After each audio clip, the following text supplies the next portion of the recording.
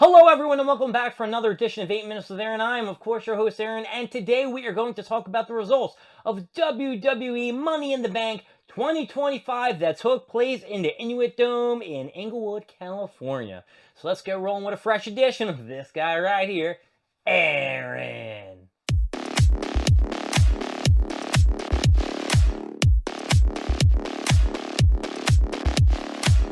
So before I begin the video, I am not 100% sure if I'm going to post my prediction video, whether it's going to be posted before or afterwards, because I know I'm a few days off track due to the fact I fell asleep before posting a video.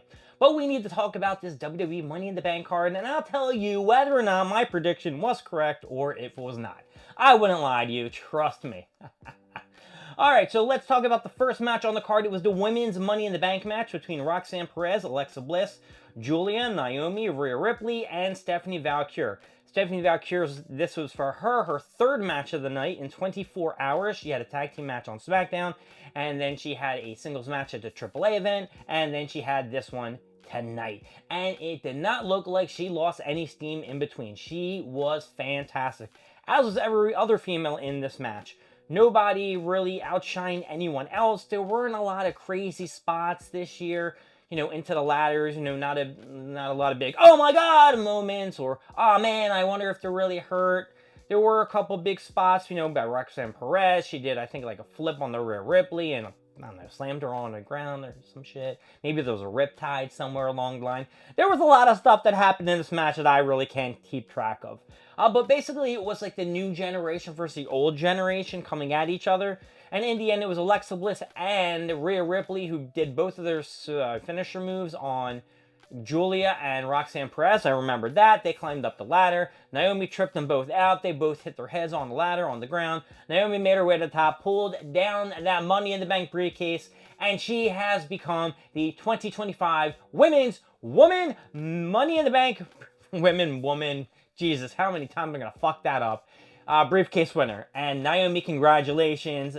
I did not... she was not my number one choice. I thought it was going to be Alexa Bliss. So I'm going to give the match an up. And my prediction was incorrect. Alright, the next match on the card, I believe it was... Oh yeah, Dominic interfered during the AAA When Worlds Collide event. So they booked the match at Money in the Bank since it was only a 4-person card. Dominic Mysterio versus Octagon Jr. This match was pretty sweet. Dominic, of course, trying to do his, 619s and frog splashes and the Three Amigos. He's just, a copycat Eddie Guerrero and Rey Mysterio. Just squeezed into one. And Octagon's not bad either. He had a lot of high-flying moves, jumping off the top rope, all other bullshit. And in the end, Dominic Mysterio won after Liv Morgan distracted the ref. Dominic did, I think, a low blow or a crotch chop, some shit like that. Got a 619, splash off the top. 1, 2, 3. Dominic pulled up the victory, and still your Intercontinental Champion. I'm gonna give this some bitchin' up. And if I had to guess, I was gonna say Dominic would have won. So I'm counting that as a victory and an up on my count of predictions being right. Alright, let's talk about the tag team. No, let's not get into that yet. We have to talk about Becky Lynch versus Laura Valkyrie for the Intercontinental Championship. This match started off real quick. Laura Valkyrie, of course, attacked Becky Lynch as soon as the bell didn't even ring yet. They were just doing the announcement of who's versus who. And it was actually a pretty good match. I would say out of all 2 or 3 matches that they've had, this was probably the best one that they've had between each other. I know that was a tongue twist, and I probably repeated myself 18 times right there.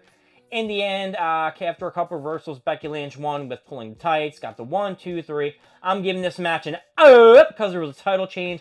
Becky Lynch is your new Women's Intercontinental Champion. And she had Laura Valkyria raise her hand all around the ring. And Valkyria was pissed off. And once Laura Valkyria was forced to put the title around Becky Lynch's waist, she got mad and beat her up and gave her back suplex and shit like that.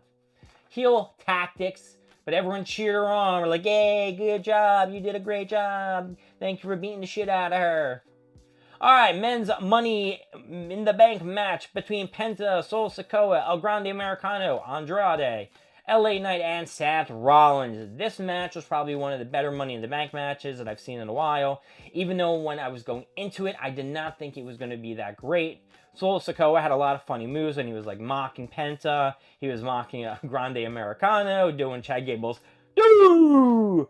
and all that other shit. There was a lot of interference towards the end of the match. You had Seth Rollins' cronies, Braun Breaker, and Bronson Reed come down. They started beating the shit out of everybody in the ring. El Grande Americano and Andrade and Penta. And then all of a sudden, the music hit. Now came Jacob Fatu and JC Mateo. They started fighting the duos and duos. Boom, boom, boom. They all took out each other. And then as Solo Sikoa told Jacob Fatu to please put up, the ladder and shit to hold it so I can take the Money in the Bank crap, Jacob Fatu grabbed Solo Sikoa's foot and was like, nah, dog, nah, I don't like you, bro. Pulled him down, beat him the fuck up, and Solo Sikoa did not get the Money in the Bank briefcase, and he was out for the match after that. And then it just was down to LA Knight and Seth Rollins, and after a back and forth jumping up and down on the ladder, I think Seth Rollins hit a curb stomp, maybe? Hit a curb stomp? Let's go with that. Hit a curb stomp, climbed the ladder, and hooked off the briefcase, and became the 2025 Men's Money in the Bank winner, Seth Rollins, which will most likely just further the storyline with his group, and CM Punk, and Jey Uso, because, tomorrow night it's going to be Jey versus Gunther, and I'm pretty sure, or hopefully, he will cash it in and make this a quick cash-in. I did say that Seth Rollins was going to win this, and I am going to give this match an up. The Becky Lynch and Laura Valkyria. I said Becky was going to win too. I don't know if I gave that an up or down. I did give that an up, but I'm saying my prediction was an up. So I am 3 for 1. 3 for 1. Whatever. 1 for 3. Whatever the fuck you want to call it. All right, and finally, the last match that was on the card was a tag team match between Cody Rhodes and Yeet Master Jey Uso versus John Cena and Logan Paul. This match was exactly how you probably think it would go. Jey Uso took most of the beating. Cody was trying to get the tag. He couldn't get the tag in. John Cena and Logan Paul teamed up and beat the shit out of Jey Uso. Did a little kind of like cheating tactics. John Cena got the little shoulder tackles. Did the 5-knuckle shuffle. Almost got him, but only hit a 2 count. Jey Uso was about to make the tag. Did not make it. Cena punched Cody. Cody went to the outside. Logan Paul did a couple crazy moves, beat up Jey Uso some more. Jey Uso was thrown out of the ring. Cody got a hot tag eventually, went to the outside of the ring. John Cena took all the shit off the announcer's desk. As John Cena was going to get an attitude adjustment on Cody, Jey Uso speared him. The tables didn't break, but then Logan Paul jumped from the top onto the table and crashed into Jey Uso. They were out of the match. And as John Cena and Cody Rhodes were in the ring, John Cena grabbed the title belt, hit Cody Rhodes, and then a masked person tackled John Cena, punched him. When John Cena got up, hit him with the title, turned out to be R-Truth. What the hell? That's right, R-Truth made a surprise return. Cody hit the crossroads. 1, 2, 3. This match is getting an up just because, R-Truth came back and it was pretty crazy. I really like that.